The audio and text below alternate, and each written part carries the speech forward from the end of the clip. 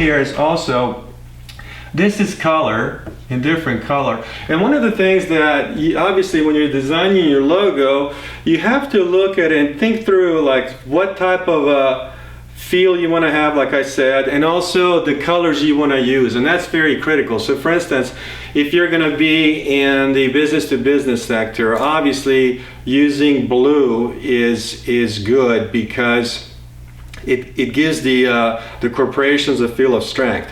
If you're going to be in the environmentally friendly sectors, whatever your idea, product, service is, platform, then of course you're going to want to probably use green, okay?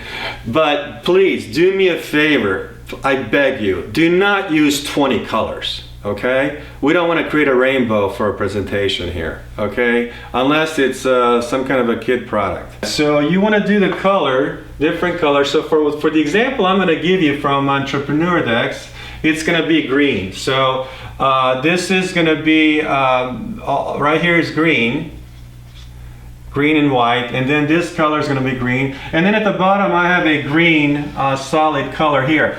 I do this because it kind of gives it a nice feel, and sometimes depending on the startup I'll have some quotes here, okay?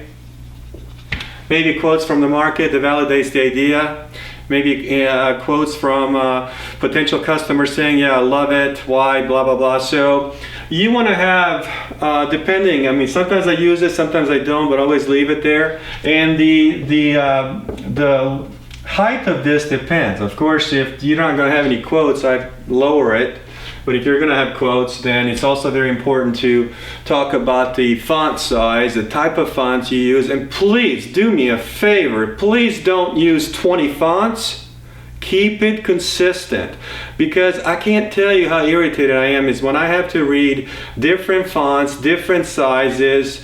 Some things are bolded, some things are not bolded. It's really irritating. You gotta make it easy for me as an investor to go through it. We get pitched all day long. Make it simple and exciting and easy for me. And standardization of your template is very critical, okay? So that's what I do. And then the other thing I do is like when I put the numbering of the slides, so for instance, the company is the first slide, or you could call it company overview, okay? Either way, what I've done is like this is like in one color, and this is another, kind of to differentiate it a little bit. It looks actually pretty cool. And then what you have to do is be very careful that you standardize. This is basic, but you'd be surprised how many people miss this. Standardize the title of the slide. So a lot of times, like even in PowerPoint, the title is large, but then if you need to do something like the company something, okay, then it doesn't look good visually. So there's a slide, for instance, where I have market overview, colon something, and then I have to make the size of the title much smaller. And then of course the extension, I make it a little smaller because it's usually like the expansion of a market or the acceleration of the market. The subtitle is right there. I don't use these subtitles below because it doesn't look good. One of the other things that I do, and I actually spend time on this, is I also have like bullet points, and I actually designed this in Illustrator. So usually for main points I have like a square, and then I have a dot, and then around it I have a little circle. And so that gives me like the main point I want the investor or anyone to see. And of course this is a different size. The fonts are the same, okay? And I try not to italicize too much, or I try not to even bold too much. So what you really want to focus is on the size of the fonts. And then for bullet points under the main point, then what I do is I have a circle, same thing, like that. And then I have, you know, subpoints to that. So I usually have this different size. Like for this one I usually use, I think 20. I think this one I use like 16. Because eventually I'm going to take this from an Illustrator and put it into a Microsoft PowerPoint. Just going to, as a graphic, as a PNG, I'm going to export it from an Illustrator and put it into Microsoft Word. So what I've done here is I've standardized the look and feel. And so now when I go through all these different slides, okay, then what's going to happen is it's going to look tight. There's not going to be anything that does not look out of order. It's going to be visually appealing. As an investor, because I get pitched a lot, you can just quickly look at it and get to the next slide, so you can fully understand what the startup is trying to do. Okay, but I can tell you that in terms of the design, I've seen startups all over the place, and what kills me is that some of the startups have an incredible product or service or idea or business model, but because their presentation looks like crap, it immediately sets a different tone for the investor. And this is where I can tell you that startups in Silicon Valley and also New York and Boston are much more astute when it comes to presentation. So you want to learn to do it right, because, and I think if any way I can explain it to you is, think of your startup pitch presentation as a product, where people, when they see it first time, they go, wow! You want to get that wow factor from the beginning. Okay, so what I'm going to do right now is just quickly go through some of these slides you're going to have. Okay, so first one, you're going to have the company overview. Okay, and we'll go through each one extensively. So that's the first one. The second slide that I usually have, and this is the one that you kind of want to vary on, is, and I'll explain all the details of each slide, because remember, we standardized the template. So you're going to have product or service, okay? And then the third one you're going to have, I usually go up front, because one of the things as an investor, I pretty much, if you have a cool idea, I want to know immediately who's your competition, whether it's indirect competition or direct competition. So pretty much from my perspective, and this is based on my personality, so you could change it a little bit, I'll show you why. You can have a competitive overview. Okay, this is where I discuss the differentiation, and I'm getting ahead of myself.